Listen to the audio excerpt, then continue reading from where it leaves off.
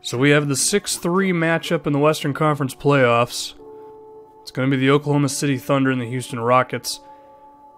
I can't remember a time when the top two MVP candidates, or what a lot of people consider to be the top two, met in the first round of the playoffs, so that's pretty cool.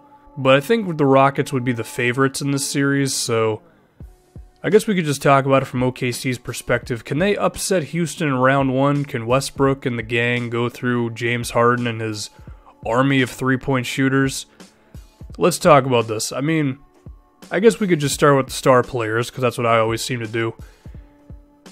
I think Westbrook is going to get his in this series, because he's Russell freaking Westbrook and he's a cheat code.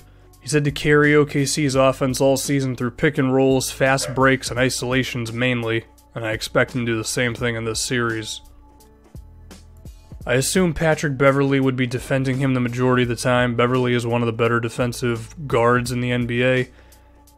I'm sure he can make somewhat of a difference, but he's still dealing with Westbrook. And then if we go to the other side of things and we look at James Harden, personally, I would have Robertson defend him if I was Billy Donovan, because Robertson will go in there with the mentality of I just need to defend Harden, and that's all he'll be thinking about, because I don't really need him for his offense anyway.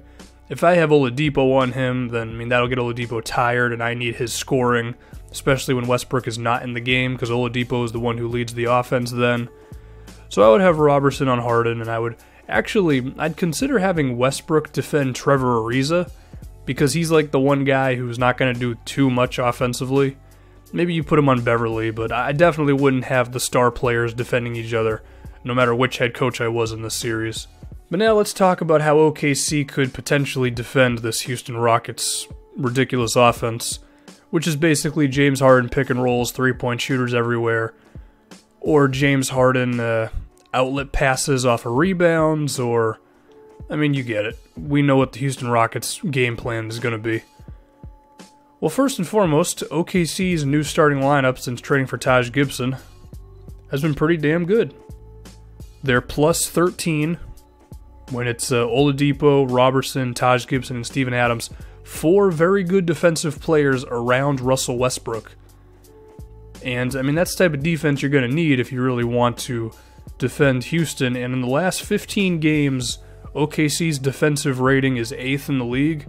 Pretty good. Is it good enough? I don't know. If we talk about what Houston wants to do, I mean, immediately the James Harden and Clint Capella pick and roll, Steven Adams definitely knows how to defend that sort of thing to where he could back up and hopefully keep James Harden in front of him, which is difficult to do given how crafty Harden is with Euro steps, and I mean, he's a pretty big dude, so he's not afraid to draw contact and all that. But Steven Adams could do it if there's anybody in the league who can, and hopefully he can keep Clint Capella at bay as well so he can't just catch alley-oops on him all day. But also, just given how many good defenders they have guys who know how to help, so if you have to bring a third defender to make sure the lob doesn't go to Capella, hopefully the help defense, the rotations can all be there. I assume they're going to be.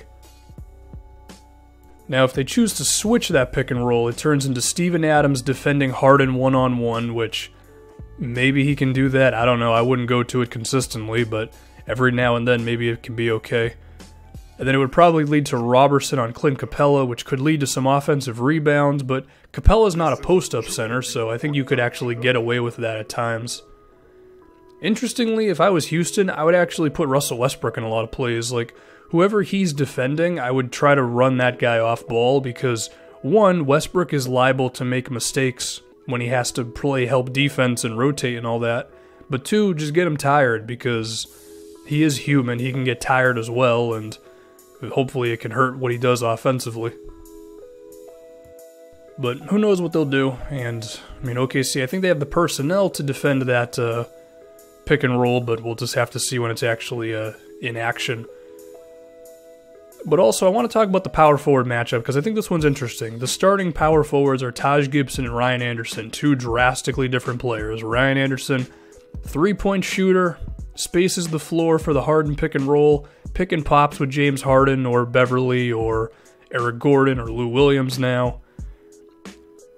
I think Taj Gibson is the type of four who can chase Ryan Anderson around on the perimeter and be okay, but if Taj Gibson is constantly at like around the 3-point line to make sure Anderson's not dropping 3 points, it really hurts a lot of what he can do, because he's a damn good defensive 4 that is very good around the basket when it comes to grabbing rebounds, although his boards have been a little down lately.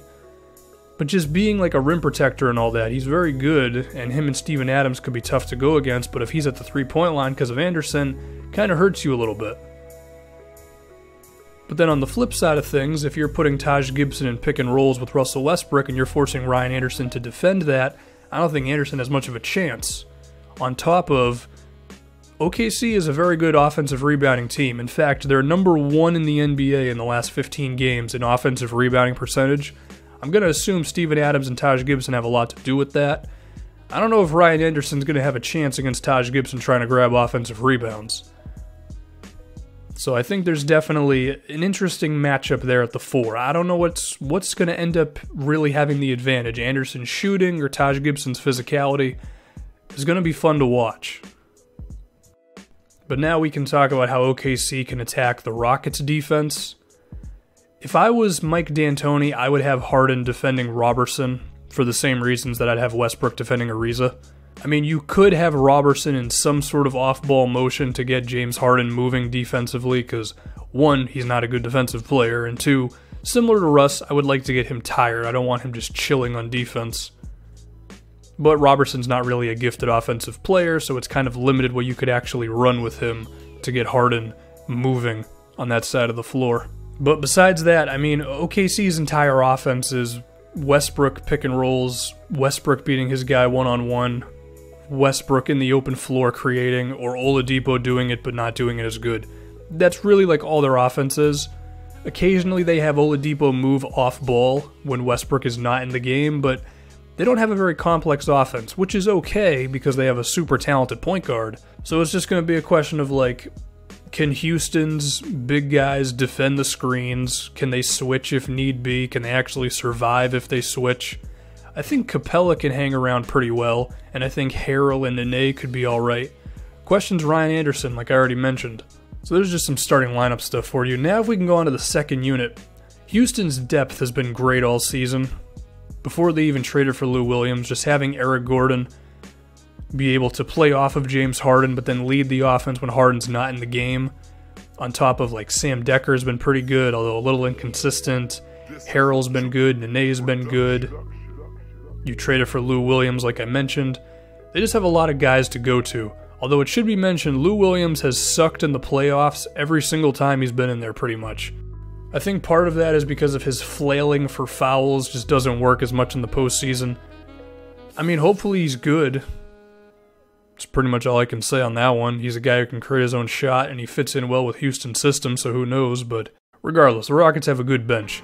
Interestingly enough, ever since OKC made the move for Taj and McDermott, and having Oladipo and Cantor be in the game at the same time when Westbrook's not in, they've actually had some decent non-starting lineup units. Like, they have a lineup of O'Brien's, I want to say it's Kristen who plays the backup point and doesn't do anything, but he's there. And then Cantor, Oladipo, and then Sabonis. That lineup's actually plus 15 in the last 15 games. Another lineup of Kristen again, and then Cantor, McDermott, Oladipo, and Sabonis. That one's plus 19. They actually have some bench lineups that have been pretty good lately. So, can those guys go up against Houston's constant good players on the floor and actually be okay? Well, that'll be interesting. I mean, I'm a little scared of Sabonis' ability to defend pick and rolls, given that he's a rookie, going up against a super high-powered offense. But it's been working out so far. I also think the moment Cantor's in the game, they're going to attack him. And, I mean, we'll just see what OKC does with that, but I think it's a good sign that they've had some positive bench lineups lately. And we can talk about Oladipo. He's done a decent job carrying the offense when Westbrook's not in the game. He's also a guy who can create his own shot and be in pick and rolls. Not to the effect of Russ, of course. Not many guys are to that level. But he's been pretty decent. So we'll just have to see with the second unit, but I do have high hopes for OKC there. Now we can just throw in a couple little more tidbits that I think could help OKC in this overall thing. In the last 15 games, they're the best rebounding team in the NBA. They're third in fast break points, which means Houston better be ready to run up and down in transition like crazy people, because Westbrook, Oladipo, and pretty much all of OKC's bigs are going to be running. I think I voice cracked a little bit. But like Steven Adams can run, Gibson can run, Cantor can run in a straight line pretty well. They better be ready to move. You know, Ryan Anderson, I mean, he sucks on defense, so we're going to see what happens there.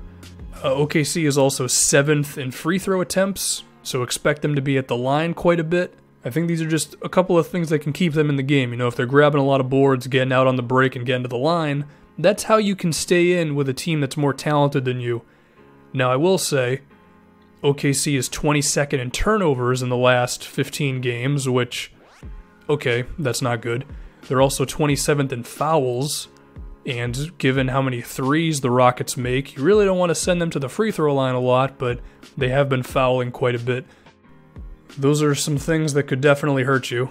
So there's quite a bit to this series, and I'll admit I actually got a little more excited about it once I started diving into like OKC's numbers and stuff. I think they have a better chance against Houston than I thought they did 2 days ago. I think I'm still going to pick the Rockets because OKC's defense, it's definitely better with the acquisition of Taj Gibson. It's not like otherworldly amazing. It's 8th in defensive rating in the last 15.